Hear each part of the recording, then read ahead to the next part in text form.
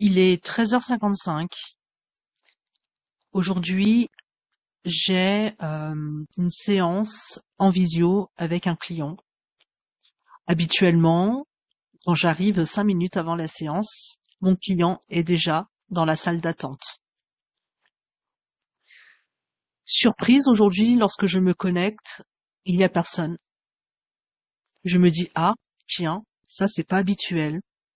Ce client est toujours là pendant que j'arrive habituellement. Il est toujours là, bien avant moi.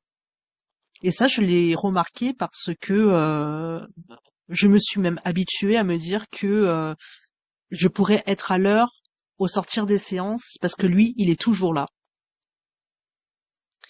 Pourtant, je me suis sentie un peu seule aujourd'hui face à ce que j'ai traversé. J'ai vécu les 15 minutes les plus stressantes de ma vie en tant que praticienne Gestalt pour la première fois. J'ai imaginé le pire, parce que le client qui justement habituellement est toujours là 5 minutes avant n'arrive pas. La dépression, les pensées suicidaires, et surtout, l'avoir laissé 2 semaines plus tôt dans un état de souffrance que le pire traverse réellement mon esprit. 15 minutes à attendre si le client va arriver avant de fermer la porte du cabinet. Et surtout, à espérer qu'il va suffisamment bien pour ne pas avoir commis le pire. Lui faire un message pour lui rappeler que je l'attends. Et continuer à imaginer ce qui pourrait se passer de pire dans la vie contemporaine de mon client. Me rappeler, lui avoir dit 2 semaines plus tôt que c'est le moment où il devrait tenir bon et surtout ne pas lâcher la thérapie, alors que son système nerveux montre une envie intense de se retirer du monde. Lui rappeler que je suis là, que cet espace est le sien, et qu'il est important. Puis, me souvenir qu'il m'a dit « ça me fait du bien de te parler, et je ferai tout pour ne pas lâcher la thérapie ». Ne pas le voir 5 minutes avant, dans la salle d'attente aujourd'hui, et sentir qu'aujourd'hui ne sera pas comme d'habitude. En l'attendant, tapoter l'index sur la table, respirer, attendre. Préférer même que le lien ne soit pas encore tissé et qu'il m'ait oublié que d'imaginer le pire. Me demander si je n'ai pas de nouvelles, qu'est-ce que je fais? Attendre et me demander si j'appelle après les 15 minutes posées par mon cadre. Et si j'appelais et que la famille décroche? Et là, tout de suite, penser que je suis seule face à moi-même, face à mes choix, à mon humanité, à mes émotions, à mon éthique, à mon cadre.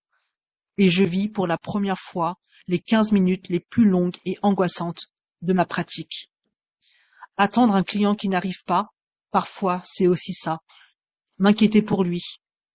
Me demander ce qui a bien pu se passer entre les séances. Me demander comment il a traversé sa vie et s'il tient le coup.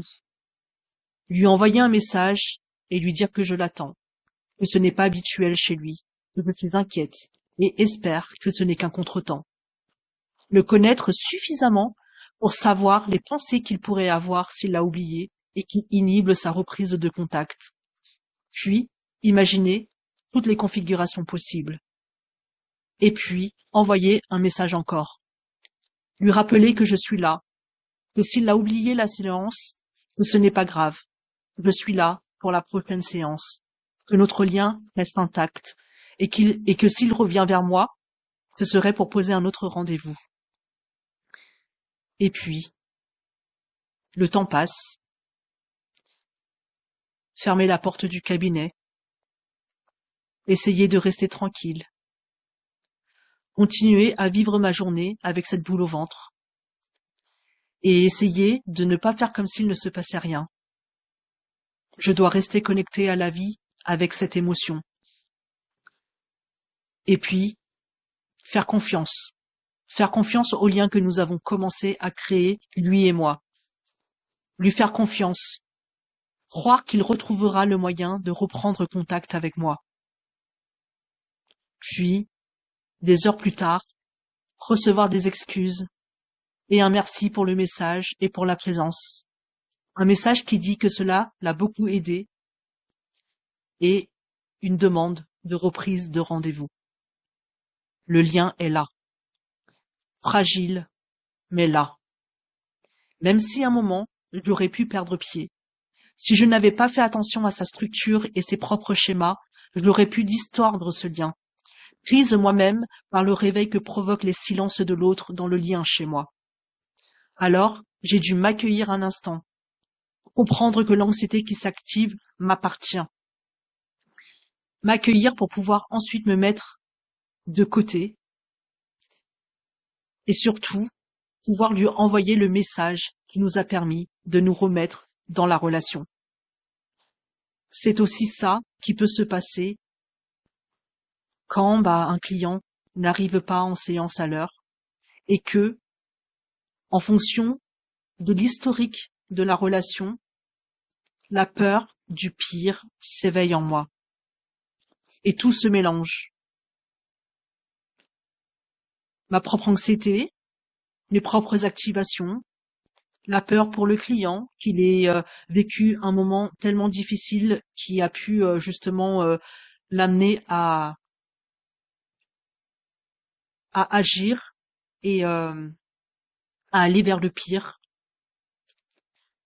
Et puis, essayer de se ressaisir, de trouver les mots pour essayer de recréer le lien.